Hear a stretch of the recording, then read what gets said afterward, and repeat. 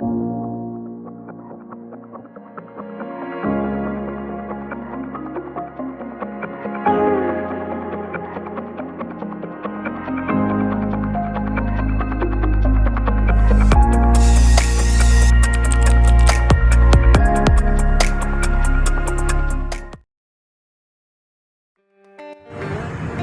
semuanya, nama saya Fikri Rizkila dan kembali lagi bersama saya. Di sini, saya akan menjelaskan materi bahasa Inggris yaitu part of speech. Seperti yang kita tahu, dalam pembelajaran bahasa Inggris, kata sangatlah diperlukan untuk membuat sebuah kalimat. Dan kata itu dibagi menjadi 8 bagian atau yang dinamakan part of speech. Part of speech ini terdiri dari noun, pronoun, verb, adverb, adjective, conjunction, dan interjection. Kalian pasti penasaran kan apa yang dimaksud dengan ke-8 part of speech tersebut? Tenang saja, saya akan jelaskan satu persatu. Yang pertama, noun. Noun adalah kata yang digunakan untuk nama seseorang, nama hewan, nama tempat, sebuah ide, dan suatu peristiwa. Noun ini adalah bagian part of speech termudah dari yang lainnya.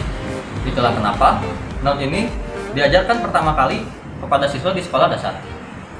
Untuk contoh dari noun sendiri adalah Tom Hanks is very versatile. Jadi, Tom Hanks ini termasuk noun karena itu adalah nama dari seseorang. Nah, noun juga ada beberapa jenis. Yang ke satu, proper noun adalah noun yang selalu diawali huruf kapital dan merujuk sesuatu yang spesifik, yaitu untuk nama seseorang, nama tempat, atau nama benda. Contohnya McDonald, BTS, Burger. Yang kedua, common noun. Common noun adalah kebalikan dari proper noun karena ini merujuk pada sesuatu yang umum. Contohnya McDonald, Burger. Yang ketiga, concrete noun. Concrete noun adalah noun yang merujuk pada sesuatu yang dapat dirasakan melalui panca indera. Contohnya stone atau batu. Yang keempat, abstract noun. Abstract noun adalah kebalikan concrete noun atau noun yang merujuk pada sesuatu yang tidak dapat dirasakan melalui panca indera. Contohnya happiness atau kebahagiaan. Yang kelima, code. Code adalah noun yang merujuk pada sesuatu yang dapat dihitung, dan kalau dalam bahasa Inggris itu singular, satuan, dan plural, lebih dari satu. Contoh dari singular itu stone. Kalau pluralnya stones, ada s-nya di belakang atau ada es di belakang. Yang keenam ada mass. Mass adalah kebalikan dari count. Noun ini tidak dapat dihitung. Jadi, kata-kata ini membutuhkan kata tambahan sebagai penjelas. Sebagai contohnya, ada kata rice atau beras. Rice di sini tidak bisa diukur berapa banyaknya. Jadi, kita gunakan mass noun untuk sebagai pelengkap. Contohnya kilogram.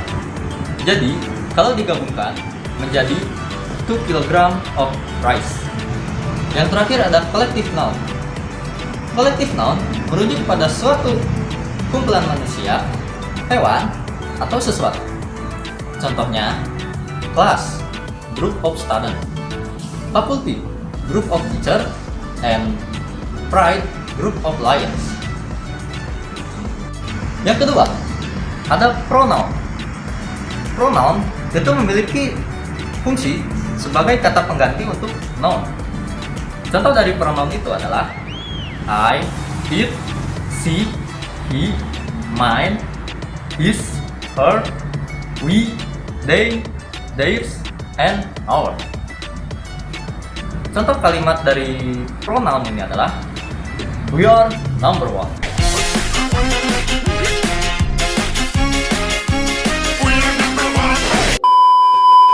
Yang ketiga, adjective. Adjective ini digunakan untuk menerangkan noun atau pronoun. Jadi, adjektif ini bisa menerangkan secara lebih spesifik lagi, mulai dari kualitas, ukuran, dan jumlah noun atau pronouns. Contoh kalimatnya, wow, that burger is good. Good di sini adalah adjective karena menerangkan besar dari noun burger. Yang keempat, verb.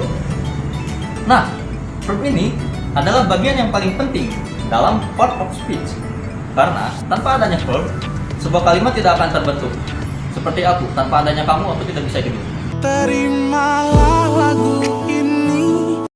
Soalnya, verb itu memperlihatkan sebuah aksi, baik secara fisik atau mental, bisa juga hanya sebagai penjelas dari subjek dalam sebuah kalimat. Kata yang termasuk ke verb state of being atau situasi adalah am, is, was, are, dan were. Contoh kalimatnya adalah, as usual, the strong trooper missed their suit. Missed di sini menjelaskan aksi secara fisik dan subjeknya yaitu strong troopers. Yang kelima, adverb. Adverb itu hampir sama seperti adjective yang digunakan untuk menjelaskan kata. Tapi perbedaannya, adverb itu menjelaskan adjectives, verbs, atau adverb lainnya. Adverb sendiri ada 4 jenis. Yang pertama, adverb of manner.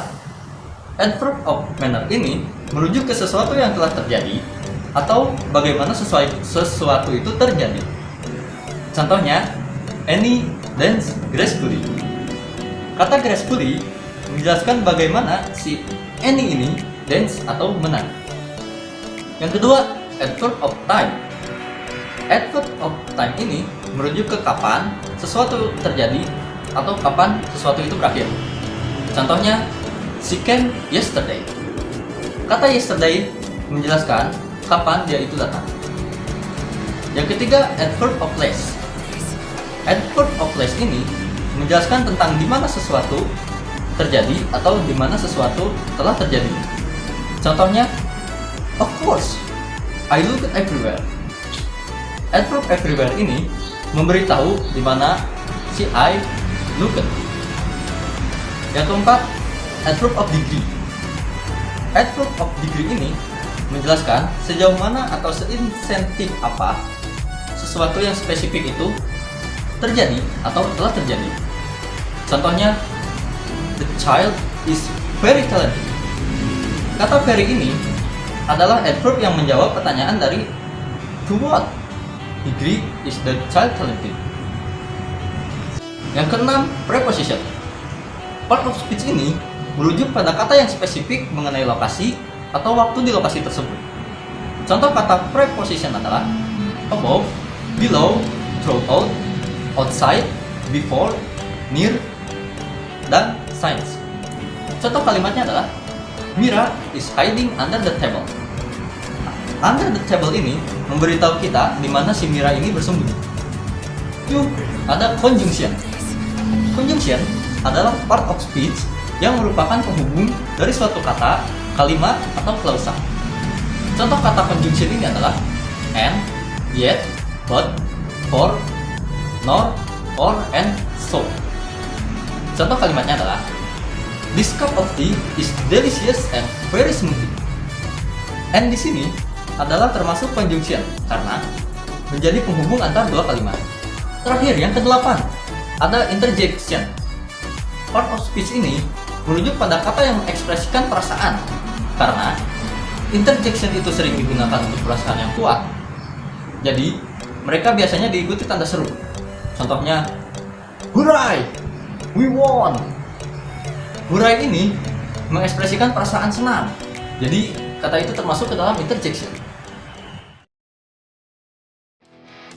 Oke, begitu penjelasan apa itu part of speech dan 8 jenis dari part of speech tersebut. Semoga wawasan kalian bertambah dan kalian bisa mendapatkan ilmu dari video saya hari ini. Baiklah, kalau begitu tidak ada yang perlu saya jelaskan lagi. Terima kasih telah menonton dan jangan lupa tetap semangat untuk belajarnya. Tetap patuhi protokol kesehatan karena sekarang masih pandemi COVID-19. Dan yang pasti selalu tersenyum. Sekian dari saya. Terima kasih telah menonton.